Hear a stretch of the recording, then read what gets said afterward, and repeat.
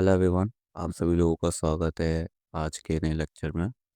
Lecture number 2, SMC. और इसमें आज हम लोग बात करने वाले हैं कि फ्रैक्टल क्या होता है, फ्रैक्टल नेचर क्या होता है। तो स्क्रीन के ऊपर आप लोगों को एक इमेज दिख रही होगी जिसके अंदर एक बड़ा ट्राइंगल है, देन उसमें एक छोटा ट्राइंगल है, फिर एक छोटा ट्राइंगल, फिर छोटा ट्राइंगल, फिर छोटा ट्राइंगल, फिर छोटा ट्राइंगल, ऐसे करते करते कोने में आपको हर जगह एक छोटा छोटा ट्राइंगल दिख रहे होंगे। तो इसको हम फ्रैक्टल बोलते हैं। आप फ्रैक्टल को इस तरीके से समझिए कि फ्रैक्टल की डेफिनेशन ये है कि जब भी आप किसी चीज़ किसी ऑब्जेक्ट को जूम आउट करते हो या जूम इन करते हो, मतलब छोटा या बड़ा करके देखते हो, तो उसके अंदर आपको सेम पैटर्न रिपीट होता हुआ दिखता है। जब वो इमेज आप दूर से देखते हो या वो ऑब्जेक्ट दूर से देखते हो, तो वो जो चीज़ है, वो जो पैटर्न है, वो जो रिपीटेशन हो रहा है, वो आपको बड़ा दिखेगा। जब उसे आप जूम इन करोगे तो छोटा होते होते जाएगा, लेकिन सेम चीज़ रिपीट हो रही होगी। अभी हो सकता है आप में से कई लोगों को ये चीज़ समझ में नहीं आई हो, तो मैं अभी चार्ट्स पे लेके जाऊंगा, चार्ट्स पे एग्जांपल दिखाऊंगा कि मार्केट में कैसे इस्तेमाल होती हैं चीज़ें। तो फिलहाल के लिए बस नहीं समझो कि ट्राइंगल है या एक स्ट्रक्चर है, वो छोटे टाइम फ्रेम्स पे अपने आप को रिपीट कर रहा है। तो इसके लिए चलो मैं तुम लोगों को अब चार्ट पे दिखाता हूँ कुछ एग्जांपल। तो बीटीसी बोल लेते हैं हम लोग, वीकली टाइम फ्रेम ठीक रहेगा अभी के लिए। तो ये जैसे कि आप लोगों को दिख रहा होगा अभी कि मैं इस एक कैंडल को मार्क करके दिखाता हूँ आपको। तो ये एक कैंडल का हाई हो गया एंड ये हो गया इसका लो। एंड प्रीवियस 2 महीने से ऑलमोस्ट आप लोग देख सकते हो कि बिटकॉइन एक रेंज में अटका हुआ है, मतलब इस वाली कैंडल के। तो अब इसे हम जैसे ही स्मॉल टाइम फ्रेम्स पे जाके तोड़ेंगे या क्या हूँ मैं छोटा करेंगे, तो आप लोगों को एक चीज़ दिखेगी कि अ, जैसे ये जो बड़ा टाइम फ्रेम है, इसमें जो स्ट्रक्चर बनता है वही सेम स्ट्रक्चर छोटे टाइम फ्रेम्स पे बनता है। मतलब डेली पे वो चीज़ होती है, 4 आवर पे वो चीज़ होती है, 1 आवर पे होती है। लेकिन बस अंतर ये है कि इधर बहुत जल्दी वो चीज़ें होती हैं छोटे टाइम फ्रेम्स पे, और बड़े टाइम फ्रेम्स पे यही चीज़ें बहुत लेट होती हैं। ठीक है, क्योंकि टाइम का अंतर आ जाता है। जैसा मैंने कही, जूम इन और जूम आउट करके अगर आप देखोगे तो वो दोनों चीज़ें सेम है, लेकिन जब आप बड़े टाइम फ्रेम पे देखोगे तो स्ट्रक्चर आपको थोड़ा क्लियर दिखता है, छोटे पे देखोगे थोड़ा मैसी दिखेगा, लेकिन चीज़ सेम है। ये मेरा कहने का मतलब है। तो यहाँ पे मैं मार्क करके दिखाता हूँ आप लोगों को चीज़ें। तो ये मैं जो पूरा वीक है उसे मार्क कर रहा हूँ, फिर हम लोग 4 आवर और डेली की कैंडल्स पे जाके इस चीज़ को थोड़ा और समझेंगे डिटेल में। तो ये ऑलमोस्ट मैंने जितने भी प्रीवियस ऑलमोस्ट 4-5 वीक हैं वो मैंने मार्क कर दिए हैं। फिर हम लोग आते हैं 4 आवर पे। कभी आप लोग 4 आवर पे एक चीज़ देख रही होगी कि जो वीकली है वो एक ही कैंडल है, केवल ये वाला हाई और ये वाला लो। लेकिन अब इसमें जो स्ट्रक्चर है वो बिल्कुल अलग है। अब आप 4 आवर पे आए तो आपको ये स्ट्रक्चर दिख रहा है कि इसमें मल्टीपल कैंडल्स बनी हुई हैं। प्राइस नीचे गया, प्राइस ऊपर गया, प्राइस नीचे गया, प्राइस ऊपर गया। लेकिन अगर आप वीकली पे जाओगे तो आप लोगों को खाली दिखेगा कि प्राइस जितनी भी चीज़ें कर रहा है वो एक इस कैंडल के अंदर कर रहा है। लेकिन 4 आवर में ऐसी मल्टीपल कैंडल्स हैं और ऐसा मल्टीपल स्ट्रक्चर बन रहा है प्राइस में, जैसा कि आप लोगों को क्लियर दिख रहा होगा कि प्राइस अपने छोटे टाइम फ्रेम्स पे ज़्यादा कैंडल्स बना रहा है। इन चीज़ों का ज़्यादा इस्तेमाल आप कैसे कर सकते हो वो मैं अब आप लोगों को समझाता हूँ। तो सपोज़ करते हैं कि हम लोग अभी इसके लिए गोल्ड पे चलते हैं, क्योंकि प्रीवियस कुछ वीक से मार्केट में हुआ नहीं है बिटकॉइन के कुछ। तो हम लोग डेली पे इधर चलते हैं, और लिक्विडिटी क्या होती है वगैरह वगैरह, जैसे order block, fair value gap, ये क्या होता है मैं आप लोगों को बाद में समझाऊंगा। लेकिन आप ऐसा समझिए कि ये जो कैंडल है हमें पता है कि इस वाली कैंडल के प्राइस ऊपर जाएगा, और ऊपर जाने के बाद वो यहाँ से नीचे गिरना चालू होगा। जस्ट इमेजिन कि आपको इतना पता है, ठीक है, कि प्राइस इसके ऊपर जाएगा, और इसको जो है वो इसके इधर जितने भी लोगों ने सेल किया होगा उन लोगों को पहले बाहर कर देगा यहाँ से ऊपर जाके। देन आप जैसे ये डेली का टाइम फ्रेम है तो हम लोग अब इसके लिए हम 15 मिनट यूज़ कर सकते हैं, छोटा टाइम फ्रेम। और जैसे हमें यहाँ से पता ही थी कि बस अभी के लिए मैं बता रहा हूँ कि आप लोगों से ऐसे इमेजिन करिए, आप लोगों को पता है, लेकिन आप लोगों को कैसे पता पड़ेगी वो आगे की वीडियो में बताऊंगा, सिखाऊंगा। तो आप लोगों को पता थी कि यहाँ से मार्केट गिरने वाला है। तो अगर आप लोगों को ये चीज़ पता होती तो आप डेली का टाइम फ्रेम देख रहे थे कि डेली के टाइम फ्रेम में मार्केट यहाँ से गिरेगा। तो अब आप छोटे टाइम फ्रेम्स पे जाओगे, जैसे 1 आवर पे जाओगे, 30 मिनट पे जाओगे, 15 मिनट पे जाओगे, 5 मिनट पे जाओगे। जहाँ पे भी आप लोगों को सूटेबल लगेगा वहाँ पे आप लोग जाओगे। और 1 मिनट पे भी आप लोग जा सकते हो, वैसे मैं पहले 15 मिनट पे दिखाता हूँ। तो जैसे 15 मिनट पे अगर आप डेली का टाइम फ्रेम देख रहे हो, आप एनालाइज कर रहे हो डेली का टाइम फ्रेम, लेकिन एंट्री आप बना रहे हो उससे छोटे के टाइम फ्रेम पे। तो यहाँ से आप मार्केट में एक शॉर्ट पोजीशन प्लान करते हो, ठीक है। या सपोज करते हैं यहाँ से आप करते हो, क्योंकि आगे आप लोगों को बताऊंगा यहाँ से क्यों।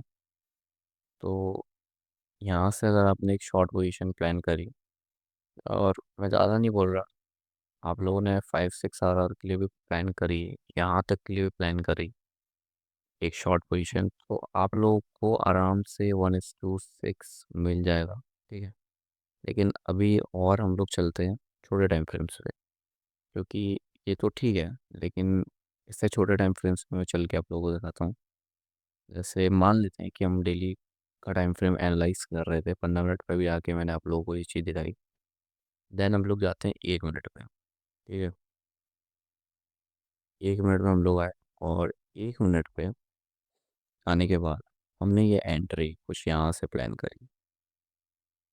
जस्ट यहाँ से कुछ ये एंट्री हमने प्लान करने का ट्राई किया।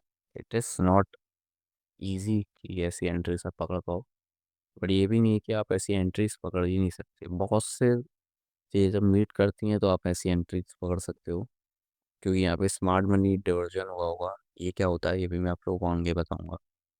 तो यहाँ पे जैसे ही स्ट्रक्चर में चेंज आया, मान लेते हैं आपने यहाँ से एंट्री भी ली, और ये आपका स्टॉप लॉस। और अगर हम लोग देखें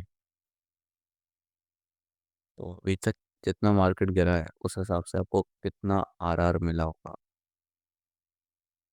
तो कुछ आप लोगों को मिला है यहाँ पे 15 आर, नॉट बैड, ठीक है। मतलब 1 रुपये अगर आप रिस्क लगा रहे हो, 15 रुपये अगर आप गेन कर रहे हो, तो ये चीज़ बुरी नहीं है। तो यही फैक्टर नेचर है।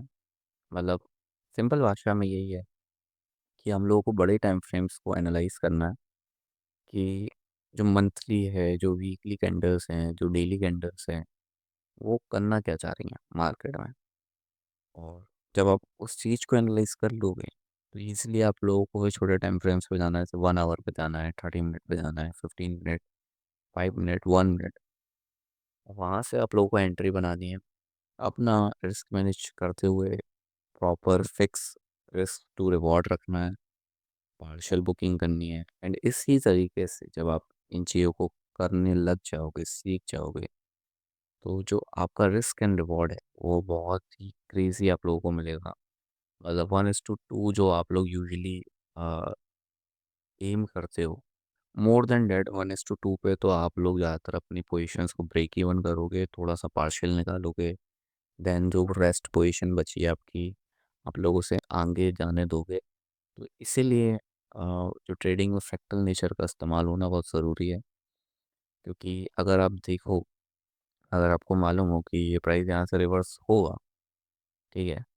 मतलब आप लोगों को मालूम है कि वीकली टाइम फ्रेम पे ये आपका हाई है इस कैंडल का, एंड ये इस कैंडल का लो है। और आप लोगों को कैसे भी करके पता है कि ये जो, मतलब कैसे भी करके इन द सेंस कि वो मैं आप लोगों से कहूँगा कि ये चीज़ कैसे पता पड़ती है कि मार्केट ऊपर जाएगा या नीचे जाएगा, कहाँ जाएगा, ठीक है। तो बस अभी इमेजिन करते हैं कि आप लोगों को ये चीज़ पता थी कि यहाँ से प्राइस जाएगा, और एटलीस्ट ये जो प्राइस है, ये वीकली की पूरी कैंडल के 50% तो जाएगा ही जाएगा, ऑलमोस्ट 75% तक गया है। लेकिन आप लोगों को अंदाज़ा था कि ये 50% तो जाएगा ही जाएगा। देन आप लोग जाते हो 1 आवर पे, एंड 1 आवर पे जाने के बाद, ये 1 आवर तो मैं सबसे वैसा एग्जांपल दे रहा हूँ जिससे आप लोगों को जल्दी ये चीज़ें समझ में आ पाएँ और ज़्यादा दिक्कत ना आ जाए ये चीज़ें समझने में। तो आप लोगों को यहाँ पे पता पड़ती है कि मार्केट ऊपर जाएगा, ठीक है। तो आप लोगों को जैसे ही यहाँ पर पता पड़ी, आप लोगों ने इधर एंट्री प्लान करी। मैं ये नहीं कह रहा कि आपने यहाँ पे एंट्री प्लान करी। यहाँ क्यों एंट्री प्लान करने की मैंने बोली, इसके भी पीछे रीजंस हैं, बट जस्ट अभी जितना मैं आप लोगों को बता रहा हूँ आप लोग समझिए और नोट बनाते चलिए। एंड आप लोगों ने स्टॉप लॉस मान लेते हैं कि थोड़ा सा बड़ा रखा, और आप लोगों का पहला टारगेट था इस रेंज का 50%, ठीक है, जो आपका पूरा हो गया। एंड यहाँ पे आपने कुछ पोजीशंस बुक करी, फिर ब्रेक इवन किया, एंड यहाँ पे जाके आपने पूरा फुल टारगेट रखा था, बट नहीं देता मार्केट हमेशा। तो इट्स टोटली ओके, क्योंकि मार्केट में स्ट्रक्चर्स वगैरह होते हैं। बट ऐसा नहीं है कि आप इस एंट्री को और रिफाइन नहीं कर सकते। पकड़ने को अगर आप, मैं आप लोगों को बताऊं कि आप लोग इधर भी ये एंट्री पे कर सकते हो, ठीक है, यहाँ पे। एंड उस और अगर और एडवांस हो गए तो नो डाउट ये जो लास्ट वीक बन रही होगी ना, आप लोग इसमें भी ये एंट्री पकड़ सकते हो। बट ये धीरे धीरे करके मैं आप लोगों को जब सिखाऊंगा, आप लोगों को तब समझ में आएगी। जब ये चीज़ें समझ में आ जाएंगी, तब आप लोगों के लिए ये चीज़ें बिल्कुल भी मुश्किल नहीं रहेंगी, और ईज़िली आप, मैं कहूँगा कि ट्रेड कर पाएंगे मार्केट में। बट फ़िलहाल के लिए जितना मैंने समझाया आप लोगों को, से जाके थोड़ा सा और समझिए अपने चार्ट्स पे। और मैं एक एग्जांपल छोटा सा और दिखा देता हूँ कि ये कैंडल थी। लेट्स सपोज हमें मालूम पड़ता है कि स्ट्रक्चर है वो डाउन साइड में जाने वाला है, ठीक है। और हम लोग 4 आवर की कैंडल के लिए 1 मिनट मैं चूज़ करता हूँ या 5 मिनट चूज़ करता हूँ। तो हम लोग इधर आते हैं, और यहाँ पे जैसे ही ऊपर की तरफ मार्केट हमें एक साइन देता है, यहाँ पे हम यहाँ से एंट्री प्लान करते हैं अपनी शॉर्ट की, ठीक है।